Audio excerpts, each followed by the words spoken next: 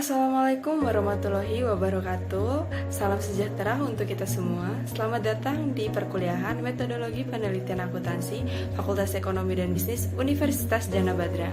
Nah, di sini kami akan memaparkan hasil review jurnal yang telah kami kerjakan.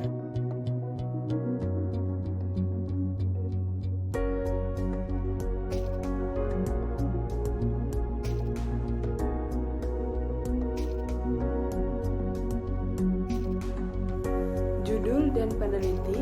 Judul dari jurnal yang telah kami review yaitu Karakteristik Pemerintah Daerah, Korupsi, dan Kinerja Keuangan Daerah oleh Bapak Handoko Arwi Hastoro dari Universitas Djana Badra Yogyakarta dan Bapak Joko Suharjanto dari Universitas 11 Maret Surakarta.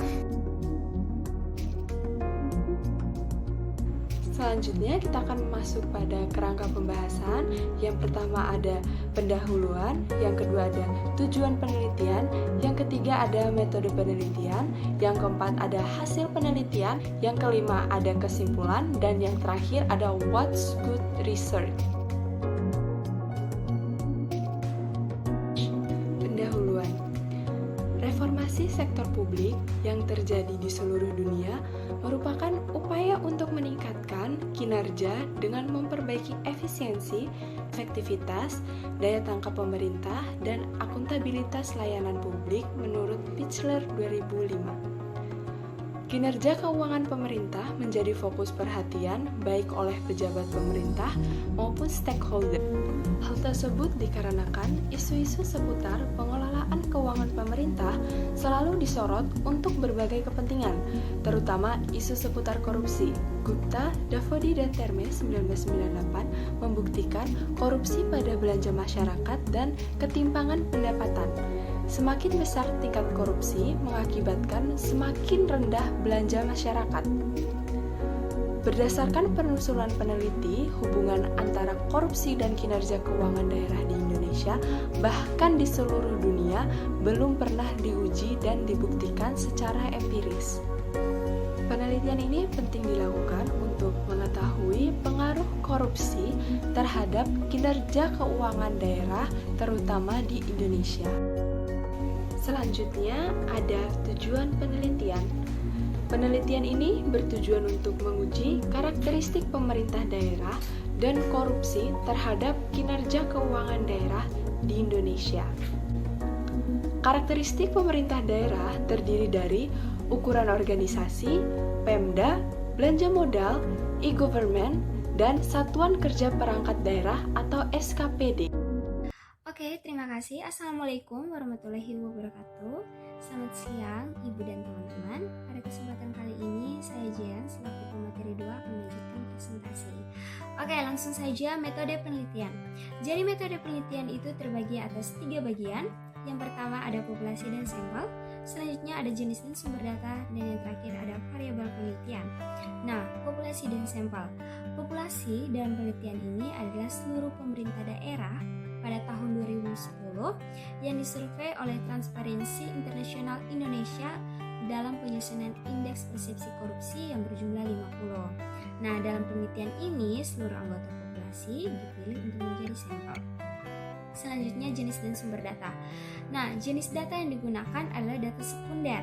Nah, data sekunder ini diperoleh dari laporan realisasi anggaran pemerintah daerah pada situs Direktorat Jenderal Perimbangan Keuangan, Kementerian Keuangan Republik Indonesia. Oke, next selanjutnya ada variabel penelitian. Nah, dalam penelitian ini variabel yang digunakan ada 2, yang terdiri atas variabel dependen dan juga variabel independen. Untuk variabel dependen sendiri itu merupakan kinerja keuangan Pemda, dan untuk variabel independennya terdiri atas ukuran Pemda, belanja modal, ada e-government, ada SKPD, ada jumlah penduduk, ada indeks persepsi. Oke, langsung saja kita masuk pada hasil penelitian. Jadi teman-teman, untuk menguji hipotesis yang ada, peneliti itu menggunakan uji regresi linear berganda dan koefisien determinasi. Nah, di situ teman-teman bisa lihat pada slide ada dependent variable yaitu KPDA, kinerja keuangan Pemda, yang berada pada signifikan pada tingkat alfa 5%. Nah, di situ dapat dilihat bahwa untuk mempengaruhi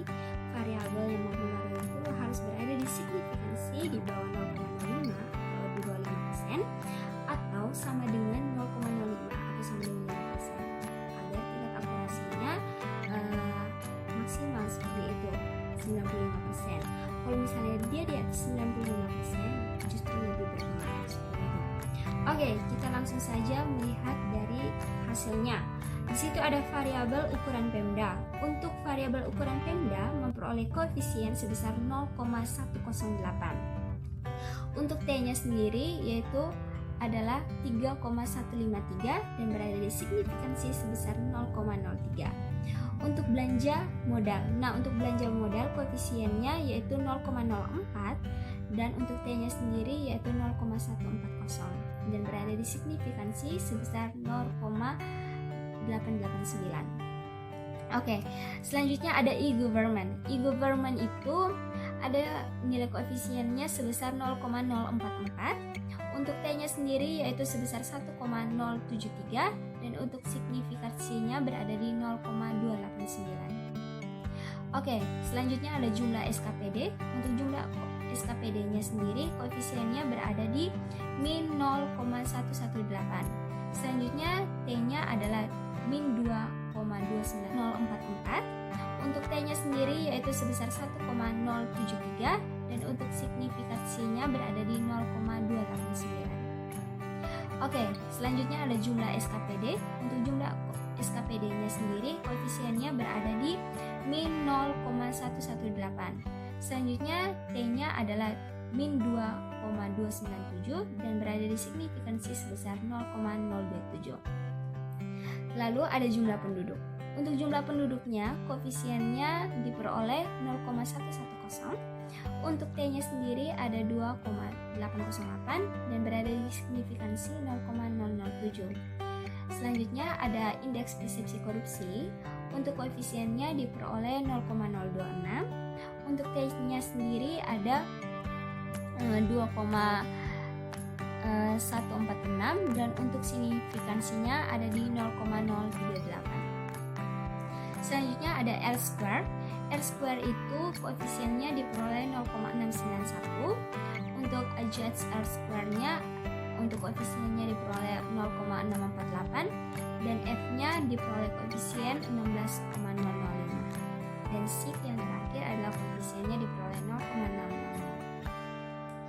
Oke, dari hasil penelitian ini atas tabel yang diperoleh dari uji regresi linear berganda dan koefisien determinasi diperoleh untuk hasil uji T atau hasil uji individual menunjukkan variabel ukuran Pemda, jumlah SKPD, jumlah penduduk, dan indeks persepsi korupsi berpengaruh secara nyata terhadap kinerja keuangan daerah dengan nilai signifikansi berturut-turut sebesar 0,03, 0,027, 0,007, dan 0,038. Oke, variabel belanja modal dan e-government tidak berpengaruh secara nyata terhadap kinerja keuangan daerah karena nilai signifikansinya itu sebesar 0,889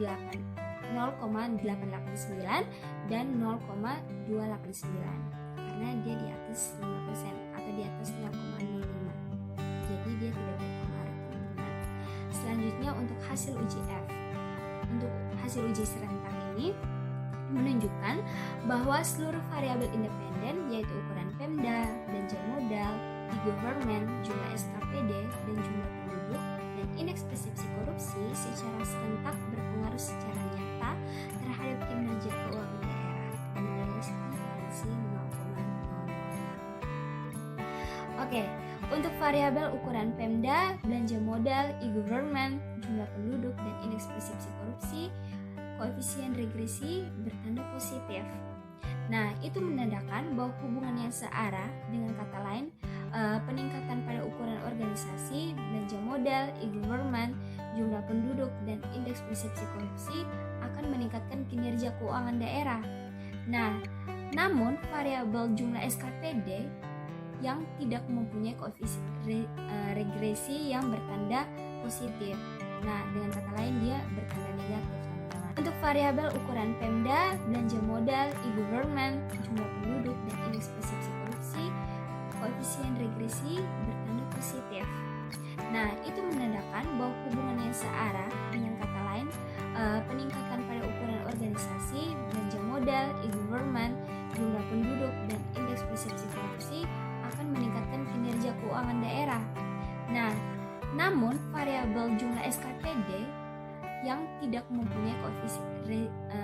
kondisi yang bertanda positif.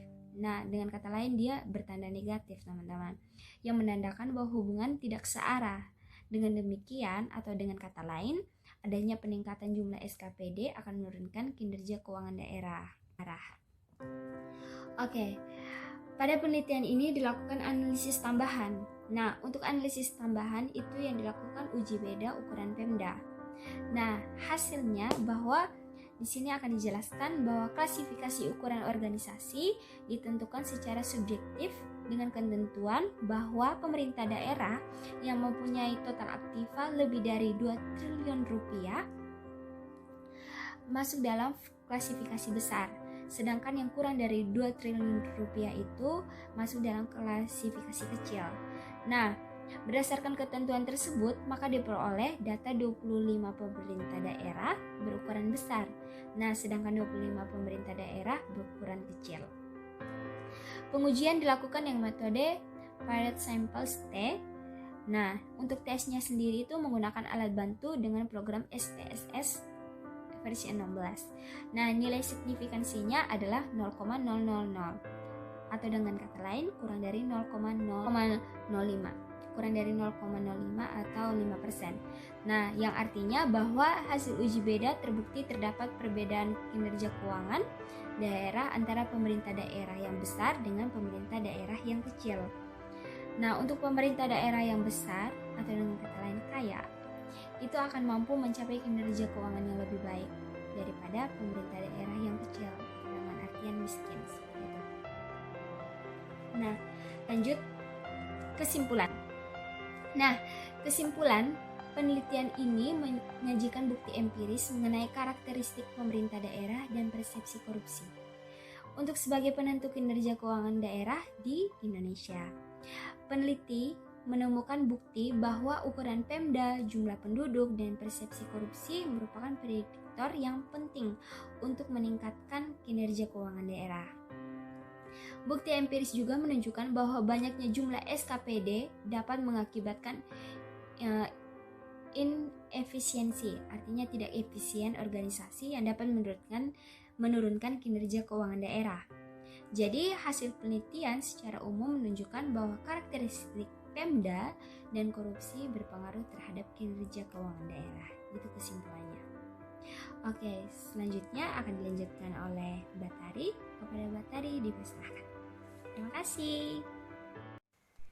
Ya, terima kasih. Assalamualaikum warahmatullahi wabarakatuh. Saya Tari sebagai pemateri ketiga akan memaparkan tentang what's good research dari penelitian ini.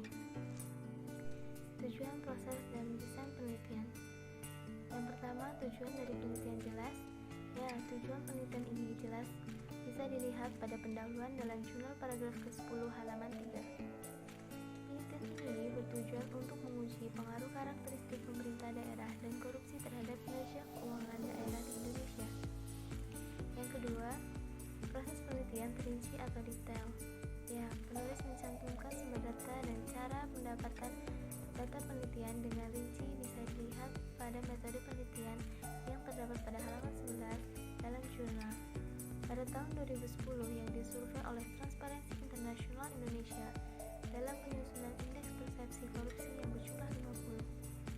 Dan 2010 dipilih karena pada tahun tersebut data tersedia sesuai dengan yang dibutuhkan dalam metode penelitian. Dalam penelitian ini, seluruh anggota populasi dipilih untuk menjadi sampel. Yang ketiga, desain penelitian direncanakan dengan tuntas. Ya, desain penelitian direncanakan dengan tuntas dalam metodologi penelitian halaman 11 dari total objek penelitian yang digunakan adalah 50 pemerintah daerah.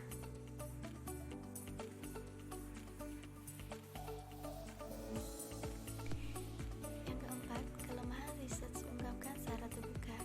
Ya, kelemahan dari penelitian ini diungkapkan secara terbuka bisa dilihat dari keterbatasan dan saran pada jurnal halaman ke-23 pada poin 1 dan 2.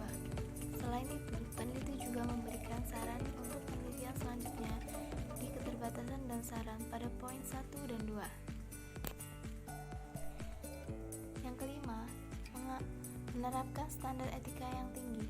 Ya, penulis jujur dalam menggunakan data penelitian ini, di mana setiap kutipan dan sumber data dicantumkan pada daftar pustaka yang terdapat pada halaman 25-30, serta penulis jujur mengungkapkan hasil penelitian yang diperolehnya yang terdapat pada halaman 14-21. Analisis temuan dan kesimpulan terjustifikasi. Yang keenam, analisisnya harus cukup untuk mengambil keputusan. Ya, metode analisis yang digunakan sudah cukup tepat untuk pengambilan keputusan. Yang ketujuh, temuan disajikan tanpa ambigu atau tanpa meragukan interpretasinya. Ya, temuan penelitian disajikan secara jelas dan lengkap pada pembahasan yang sangat rinci di dalam jurnal. Yang kedelapan, kesimpulan terjustifikasi atau terbenarkan secara tepat berdasarkan metode yang digunakan.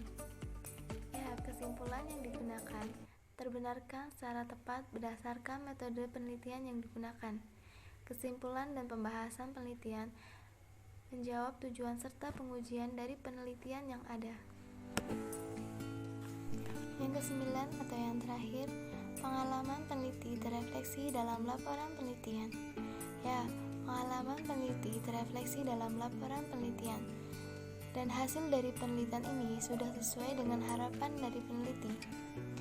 Karya-karya lainnya dari sang penulis dapat dilihat di https://scholar.google.co.id yang dapat diakses oleh masyarakat umum. Kesimpulan dari Watchwood Research. Secara keseluruhan, penelitian ini sudah terancang secara rinci sesuai dengan penelitian jurnal pada umumnya. Penelitian ini juga termasuk dalam kategori penelitian yang baik. Kenapa demikian? Karena semua komponen yang ada dalam Watchwood Research telah terefleksi dalam penelitian ini dapat memberikan motivasi dan menjadi acuan atau pedoman bagi peneliti selanjutnya. Sekian presentasi dari kelompok kami. Apabila ada kesalahan ataupun kekurangan, kami mohon maaf yang sebesar-besarnya. Sekian dan terima kasih. Wassalamualaikum warahmatullahi wabarakatuh.